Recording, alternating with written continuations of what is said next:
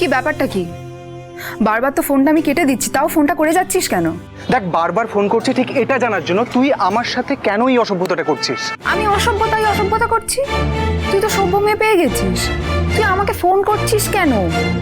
তাদের কাছে যা না, তুই আমাকে ফোন করছিস কেন বারবার? কি দরকারটা কি আমার সঙ্গে কথা বলার তোর? বাজে কথা বলিস না মিঠি, আমি তোর সঙ্গে কেন কথা বলবো না সেটাও তো আমাকে জানতে হবে। আমাকে বিরক্ত করিস না প্লুটো, প্লিজ। শোন, এই ফোনটা কাটার পরে কিন্তু আমি তোর নাম্বারটা ব্লক করে দেবো। আমাকে একদম ফোন করবি না। তুই যা না, তোর তো অনেক বন্ধু বান্ধব আছে, তাদের সঙ্গে গিয়ে কথা বল। আমার সঙ্গে কথা বলছিস কেন? দেখ মিঠি, বাজে কথা বলিস না, শুধু শুধু অকারণে আমার উপর দোষ চাপাচ্ছিস। আর সেদিন কিন্তু আমার কোনো দোষ ছিল না। Shut up, just shut up. তোর দোষ ছিল, গুণ ছিল, আমি কিচ্ছু জানতে চাই না। শোন, মৌ শুধুমাত্র তোর বোন বলেই কিন্তু আমি তার সঙ্গে এত কথা বলি। একদম নাটক করিস না।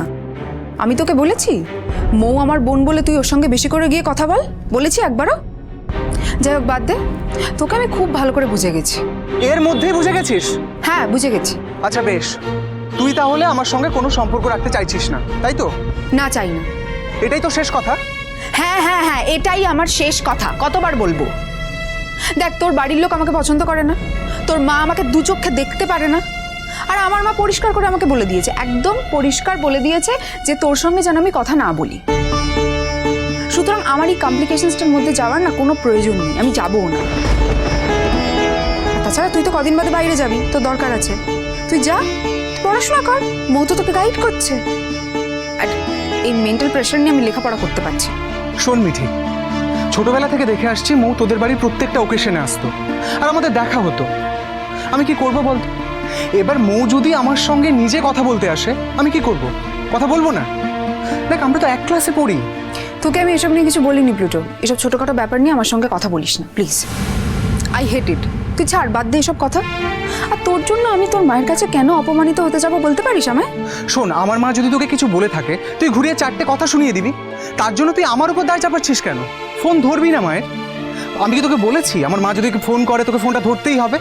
আরে এমন তো কোনো বাধ্যবাধকতা নেই। যাই হোক, তুই এখন ফোনটা রাখ। না, দরজাটা খোল। মানে? মানে আমি তোর দরজার সামনেই দাঁড়িয়ে আছি। আমাদের শোন প্লুটো, তুই এখন বাড়ি যা। আমার বাড়িতে কেউ নেই। বাড়ি যাব? দেখ, বাড়ি যাওয়ার জন্য কিন্তু আমি এখানে আসিনি। আর তোদের বাড়িতে কেউ না থাকলে কি আমি এই বাড়িতে আসতে পারি না? অবাক বিষয় তো। দেখ, আমরা তো তোর রিলেটিভ হই। কিছু রিলেটিভ হই না আমরা, কিছু রিলেটিভ হই না। নতুন কাকু আমার বাপির বন্ধু, কিসের রিলেটিভটা কিসের আমরা? শোন, রিলেটিভের থেকেও বেশি কিছু। এবার তুই দরজাটা খুলবি? না, আমি দরজা খুলবো না। ও, আমার নতুন কাকু যে বাড়িতে থাকতে পারে, তুই তার ভাইপোকে তার বাড়ির দরজার সামনে দাঁড় করিয়ে রাখতে পারিস, তাই তো? নতুন কাকু এই বাড়িতে নিজের ইচ্ছেতে থাকে। আমরা কি নতুন কাকুকে আটকে রেখেছি এই বাড়িতে? তুই বাড়ি যা, আমি দরজা খুলবো না। এক্ষুনি তুই বাড়ি যা প্লুটো। তোকে তো আমি জোর করে এই বাড়িতে আসতে বলছি না। বাড়ি যা এক্ষুনি তুই। মনে রাখিস মিঠি, আমি কিন্তু তোর বাড়ির দরজার সামনে দাঁড়িয়ে আছি, আর তুই দরজা না খুলে আমাকে বাড়ি চলে যেতে বলছিস। হ্যাঁ, কি হবে তার জন্য? কি হবে বল? কাল থেকে তুই মৌয়ের সঙ্গে প্রেম করার লাইসেন্সটা পেয়ে গেলি, তো খুব ভালো হলো তো তোর জন্য।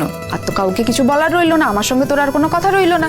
তুই সবাইকে বলতে পারবি যে তুই কিচ্ছু করিসনি, আমি তোর সঙ্গে ব্রেকআপটা করেছি, তাই তো? ভালো কথা তো, তোর তো লাইফটাই ক্লিয়ার হয়ে গেল রে প্লুটো।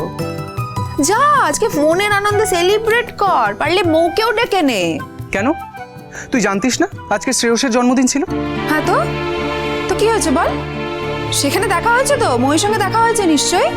হয়নি দেখা? শোন, আমি ভেবেছিলাম তোর সঙ্গে দেখা হবে, সেই জন্যই আমি সেখানে গেছিলাম।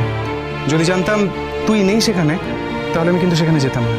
ন্যাকামো করিস না, জানিস তো প্লুটো, একদম ন্যাকামো করিস না। দেখ, আমি আমার সত্যিটা বললাম, এবার বিশ্বাস করা না করা সেটা তোর উপর। সেটাই। তারপর দেখা হয়েছে তো?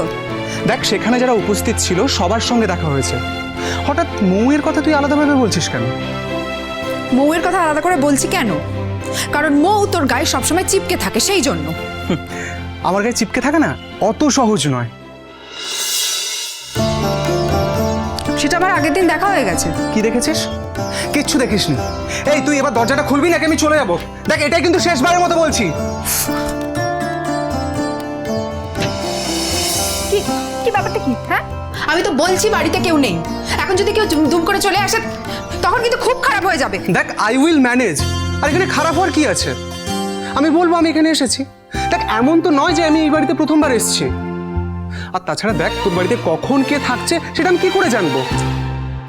মা সন্দেহ করবে, মা ভাববে আমি বলেছি তোকে, যেটা কিন্তু আমি আদৌ করিনি। দেখ, আজ নয়তো কাল সবাই কিন্তু জানবে।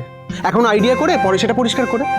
আর আমার মাও কিন্তু শিওর হয়ে যাবে যে আমি মিঠিকে ছাড়া অন্য কাউকে। একদম বাজে কথা বলবি, একদম বাজে কথা বলবি না। তোর মা মৌকে পছন্দ করে, বুঝতে পেরেছিস? তোর মা মৌকে পছন্দ করে। মা পছন্দ করে তো করে, তো আমি কি করব? আমি তো আর পছন্দ করি না। কি হলো হঠাৎ করে তো বোকার মতো হাসির? কি হলো? দেখ, আমরা পাশাপাশি দুজন দাঁড়িয়ে আছি আর চিৎকার করে ফোনে কথা বলছি।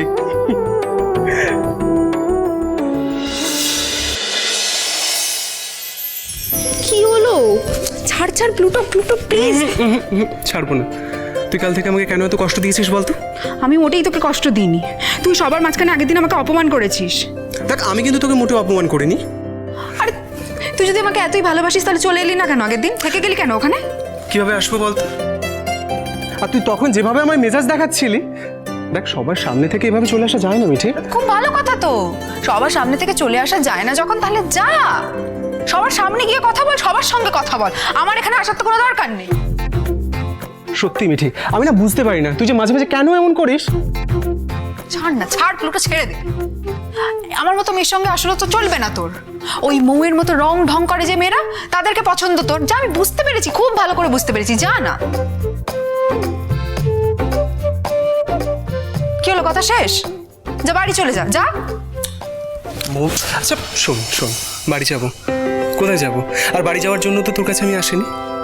আচ্ছা মিঠি, তুই যদি আমাকে এভাবে মানসিক অশান্তিতে রাখিস, আমি কিভাবে লেখাপড়াটা করবো বলতো? আমি তো ভালো করে পরীক্ষাটাও দিতে পারবো না, বেকার হবে পরীক্ষাটা দেওয়া। আর তুই কি চাস না আমি ভালোভাবে লেখাপড়া করি, বাইরে যাই? বল, চাস না? তুই চাস না? পড়, ভালো করে লেখাপড়া কর না। কে বারণ করেছে? তোর তো নতুন গার্লফ্রেন্ড হয়েছে, কোনো অসুবিধা নেই, পড়। মিঠি, তুই এভাবে বলিস না প্লিজ। কেন বলিস এই বাজে কথাগুলো বলতো? I love you, I love you. বোকা বোকা কথা বলিস না প্লুটো। মৌ যখন তোর সামনে থাকে তখন তুই কিচ্ছু দেখতে পাস না, অন্ধ হয়ে যাস একেবারে, কাউকে দেখতে পাস না। দেখ মিঠি, এটা তোর ভুল ধারণা।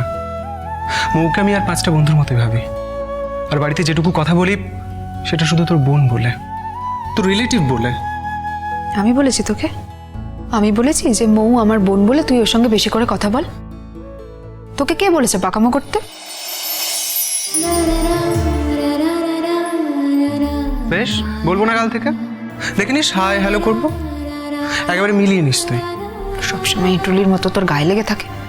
তোর লজ্জা করে না? লোকজন কি বলে? আরে আমি তো লেগে থাকি না, কেউ এসে যদি আমার টেবিলে এসে বসে, আমি তো তাকে বলে দিতে পারি না যে তুই উঠে চলে যা। তুই বা কেন আমার টেবিলে আসিস না? অমনি রাগ দেখে অন্য টেবিলে চলে যাস। আমি হ্যাংলা নাকি? কি মনে হয় তোর আমাকে? আমি ওখানে সবার সামনে তোর জন্য হ্যাংলামি করব? হ্যাংলামি নয় তো, তোর বা আমার মধ্যে কেউ কেন এসে ঢুকবে?